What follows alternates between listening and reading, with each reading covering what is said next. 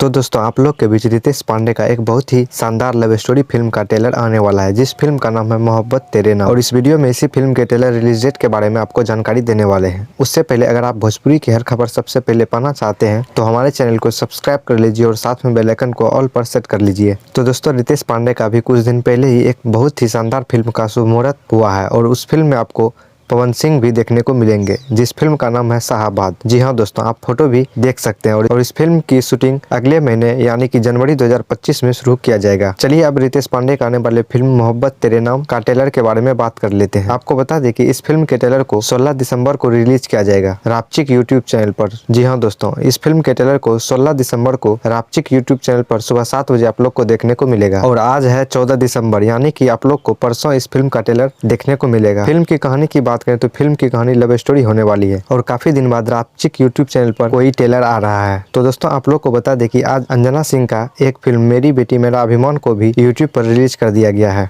तो आप लोग यदि इस फिल्म को देखना चाहते हैं तो बी4 भोजपुरी के यूट्यूब चैनल पर जाकर देख सकते हैं। इस फिल्म को आज ही सुबह 9 बजे रिलीज किया गया है। फिल्म काफी अच्छी है। तो दोस्तों अगर आप लोग को फिल्म का अपडेट अच्छा लगा हो तो वीडियो को लाइक और चैनल को सब्सक्राइब कर लीजिए। मिलते हैं अगली वीडियो में, तब तक के लिए धन्यवाद।